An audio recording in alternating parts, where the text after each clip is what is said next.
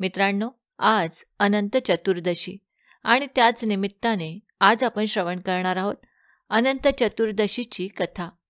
मित्रांनो, अनंत व्रत पूर्वी पंडुपुत्र युधिष्ठिराने केले होते. त्या व्रतप्रभावाने त्याला त्याचे गेलेले राज्य परत मिळाले. त्याचे असे झाले, कौरव आणि पांडव पण लावून द्यूत खेळत होते. त्या द्यूत क्रीडेत पांडवांचे सर्वस्व हरण केले व त्यांना 12 वर्ष वनवास व 1 वर्ष अज्ञातवास भोगावा लागला. युधिष्ठिर अर्ध्या राज्याचा स्वामी, पण तो आपले भाऊ व द्रौपदी यांच्यासह घोर अरण्यात अनंत दुःखे भोगीत होता. पांडव वनवासात असतानाही कौरव अनेक कटकारस्थाने करून त्यांना त्रास देत होते. पांडवांचे सत्व हरण करून त्यांना त्रास देत होते. पांडवांचे सत्व हरण करण्यास कौरवांनाही पांडवांकडे पाठविले, परंतु प्रत्येक वेळी श्रीकृष्णाने त्यांचे रक्षण केले. पांडवांचे फार हाल होत आहेत हे पाहून एकदा श्रीकृष्ण त्यांना भेटावयास गेला. श्रीकृष्णाला पाहताच युधिष्ठिराने त्याला लोटांगण घातले, त्याची यथासांग पूजा केली. मग त्याने हात जोडून श्रीकृष्णाला प्रार्थना केली, हे भक्तवत्सला कृष्णनाथा, तुझा जय जयकार असो. हे कृष्णा, तूच या विश्वाचे उत्पत्ती स्थिती लय यास कारण आहेस. तूच ब्रह्मा, विष्णू आणि महेश आहेस. दृष्ट दुर्जनांचा नाश व संत सज्जनांचे रक्षण यासाठीच तू अवतार घेतोस.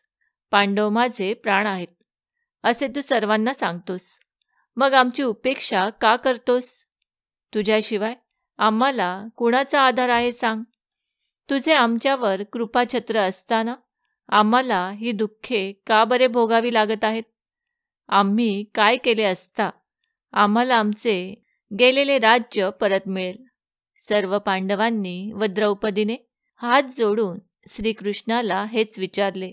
त्यावेळी श्रीकृष्ण पांडवांना म्हणाला, तुमचे गेलेले वैभव परत मिळविण्यासाठी मी तुम्हाला एक व्रत सांगतो. ते व्रत केले असता तुमचे गतवैभव तुम्हाला लवकर प्राप्त होईल. सर्व व्रतांमध्ये अनंत व्रत अत्यंत श्रेष्ठ व प्रभावी आहे. ते व्रत तुम्ही करा, म्हणजे तुमचे राज्य तुम्हाला लवकर प्राप्त होईल. तो अनंत म्हणजे शेषशायी विष्णू, तेच माझे मूळ रूप आहे. मीच तो नारायण. दृष्टांचे निर्दालन करून भूभार हलका करण्यासाठीच मी वसुदेव कुळात श्रीकृष्ण म्हणून अवतार घेतला. मीच जळी, स्थळी, काष्ठी, पाषाणी त्रैलोक्याला व्यापून राहिलो आहे. मीच सर्व काही आहे.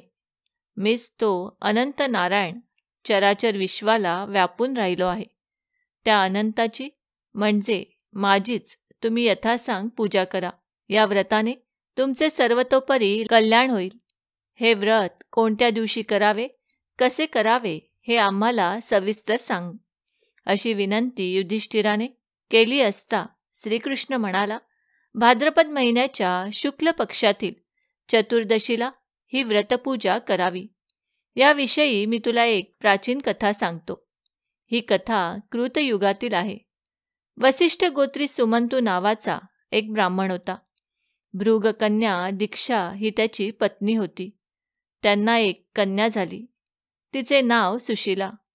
दुर्दैवाने सुशीला अगदी लहान असतानाच सुमंतूची पत्नी दीक्षा मरण पावली. सुशीला अगदी नावासारखीच होती.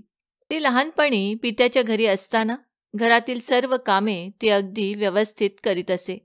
घरातील केरवारा, सडा सारवण करणे, अंगणात सुंदर रांगोळ्या काढणे, देवपूजेची तयारी करणे, घरातील सर्व वस्तू स्वच्छ व नीटनेटक्या ठेवणे इत्यादी सर्व कामे ती मनःपूर्वक करीत असे. सुमंतूची पत्नी गेल्यामुळे त्याची अग्निहोत्रादी श्रोतकर्मे थांबली होती. म्हणून त्याने द्वितीय विवाह करून दुसरी पत्नी घरी आणली. तिचे नाव कर्कशा. ती अगदी नावासारखी होती. ती अत्यंत दृष्ट बुद्धीची होती. ती घरी कोणत्याही कारणावरून सतत भांडण करीत असे. सुशीला तिची सावत्र मुलगी. ती सुशीलेचा छळ करीत असे. सुशीला आता उपवर झाली. सुमंतूला तिच्या विवाहाची काळजी वाटू लागली.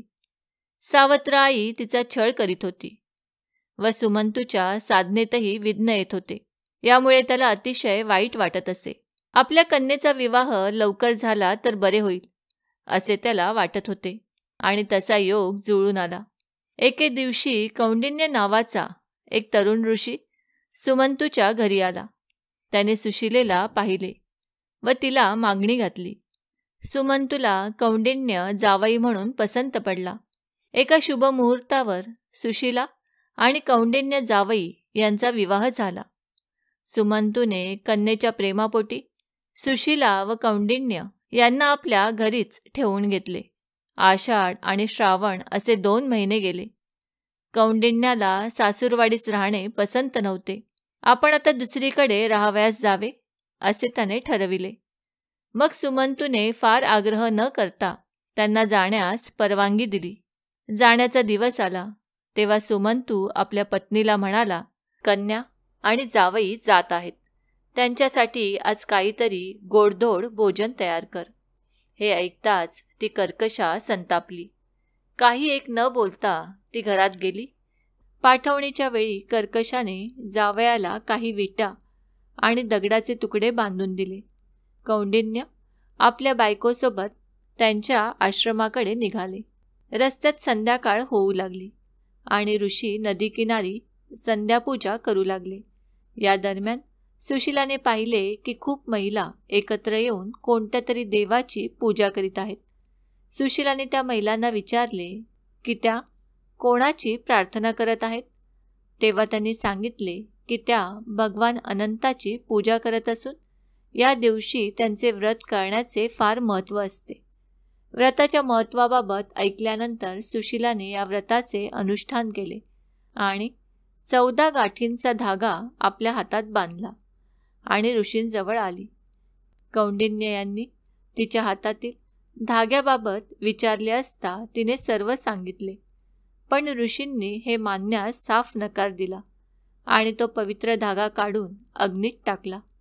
यानंतर त्यांची सर्व संपत्ती नष्ट झाली आणि ते दुःखी राहू लागले. या दारिद्र्याचे कारण त्यांनी आपल्या पत्नी सुशिला हिला विचारले असता तिने अनंत देवाचा धागा जाळण्याची बाब सांगितली. पश्चाताप करत ऋषींनी अनंत धाग्याच्या प्राप्तीसाठी वनात जायचे ठरविले. जंगलात भटकत असताना कौंडिन्याने त्या वृक्षाला विचारले, तू भगवान अनंताला पाहिलेस का? वृक्ष म्हणाला, नाही, मी पाहिले नाही. तुम्हाला त्याचे दर्शन झाले तर त्याची माझ्यासाठी क्षमा मागा, असे कौंडिन्याने त्या वृक्षाला सांगितले. पुढे कौंडिन्याला एक बैल दिसला. त्याच्यापुढे भरपूर चारा होता, पण त्याला तो खाताच येत नव्हता. तू अनंताला पाहिलेस का? असे कौंडिन्याने त्याला विचारले. त्याने नाही असे सांगितले. कौंडिन्य पुढे गेला. त्याला 2 सरोवरे दिसली, पण त्यातले पाणी कोणीच पित नव्हते. त्यांनीही आम्ही अनंत पाहिला नाही, तुम्हाला भेटल्यास आमच्याकडे पक्षी येत नाहीत, ही परिस्थिती देवाला सांगा, असेच सांगितले. जंगलामध्ये अनेक दिवस भटकून ते निराश होऊन जमिनीवर पडून शोक करू लागला. अनंत अनंत अशा हाका मारू लागला. त्याला पश्चाताप झालेला पाहून भगवान अनंताला त्याची दया आली. तो वृद्ध ब्राह्मण रूपाने तेथे प्रकट झाला. कौंडिन्याने त्याच्या पायावर डोके ठेवून विचारले, तुम्ही तरी अनंत कोठे पाहिलात का? त्यावेळी मीच तो अनंत, असे तो ब्राह्मण म्हणाला. आणि त्याच क्षणी चतुर्भुज भगवान अनंत तेथे प्रकट झाले. त्यांनी कौंडिन्याचे सांत्वन करून त्याचे गेलेले सगळे वैभव परत दिले. भगवान अनंत विष्णूने कौंडिन्याला वर दिला, तू धर्मशील होशील, तुला कधीही दारिद्र्य येणार नाही, तू शाश्वत वैकुंठ लोकात राहशील. भगवान अनंत विष्णूने कौंडिन्याला असा वर दिला तेव्हा आपण वाटेत पाहिलेला आम्रवृक्ष, बैल, 2 सरोवरे यांची दयनीय अवस्था कशामुळे झाली होती आणि त्यांनी क्षमा मागितली ती का, असे विचारले असता विष्णूंनी त्याला त्या प्रत्येकाचे स्वरूप समजावून सांगितले. भगवान विष्णू म्हणाले, तुला जो आम्रवृक्ष भेटला तो गतजन्मी विद्वान ब्राह्मण होता, परंतु त्याला तुझ्याप्रमाणेच आपल्या ज्ञानाचा गर्व होता. त्याने कुणालाही विद्यादान केले नाही. म्हणून त्याची ज्ञानफळे कडू झाली. त्यामुळे कोणीही प्राणी त्याच्या आश्रयास येईनासे झाले. तुला जो बैल दिसला तो गतजन्मी मोठा श्रीमंत माणूस होता. त्याने बरेच दान केले होते, पण त्याला त्या दानाचा गर्व होता. त्यामुळे आता त्याच्यापुढे गवत असतानाही त्याला ते खाता येत नव्हते. तुला ती 2 सरोवरे दिसली. त्या गतजन्मी 2 बहिणी होत्या. दान धर्माचा पैसा दुसऱ्याकडे जाऊ नये म्हणून त्या दोघी बहिणी एकमेकींनाच दान देत असत.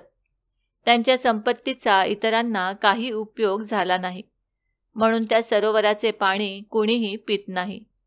तू सुद्धा स्वतःच्या ज्ञानाचा गर्व केलास. सुशिलेच्या श्रद्धेला तुच्छ मानलेस. गर्व, अहंकार, देवाधर्माबद्दल तुच्छता यामुळेच तुला हे सगळे दुःख भोगावे लागले. आता तुला पश्चाताप झाला आहे, म्हणून मी तुझ्यावर प्रसन्न झालो आहे. आता तू घरी जा व अनंत व्रत कर, म्हणजे तुला सर्व सुखांचा लाभ होईल. मरणोत्तर तू नक्षत्रात पुनर्वसू नावाचे जे नक्षत्र आहे त्यात चिरकाल निवास करशील. कौंडिण्याला सगळं काही पटले. त्याचा गर्व नाहीसा झाला. त्याने घरी जाऊन पुन्हा सुशिलेसह अनंत चतुर्दशीचे व्रत केले. त्याला अनंत वैभव प्राप्त झाले. ही कथा सांगून श्रीकृष्ण युधिष्ठिराला म्हणाला, अनंत व्रताचा महिमा हा असा आहे. या व्रतामुळे कौंडिण्याला त्याचे गेलेले वैभव पुन्हा प्राप्त झाले. श्रीकृष्णाच्या आज्ञेनुसार युधिष्ठिराने अनंत देवाचे 14 वर्षे विधिवत व्रत केले आणि त्या प्रभावाने पांडव महाभारताच्या युद्धात विजयी झाले आणि चिरकाल त्यांनी राज्य केले. यानंतर अनंत चतुर्दशीचे व्रत प्रचलनात आले. म्हणूनच मित्रांनो, भाद्रपद शुद्ध चतुर्दशी या तिथीला अनंत चतुर्दशीचे व्रत केले जाते. अनंत म्हणजे जो कधी मावळणार नाही आणि कधी संपणार नाही असा, आणि चतुर्दशी म्हणजे चैतन्यरूपी शक्ती. गतवैभव प्राप्त करण्यासाठी श्री विष्णू देवतेला अनुसरून केल्या जाणाऱ्या व्रतामध्ये शेषनाग आणि यमुनेचेही पूजन केले जाते. कोणी सांगितल्यास किंवा अनंताचा दोरा सापडल्यास केल्या जाणाऱ्या या व्रताविषयीचा एक व्हिडिओ याआधी आम्ही बनवला आहे. तो जर व्हिडिओ आपण बघितला नसेल तर तो व्हिडिओ देखील आवर्जून बघा. त्या व्हिडिओची लिंक डिस्क्रिप्शन बॉक्समध्ये दिलेली आहे.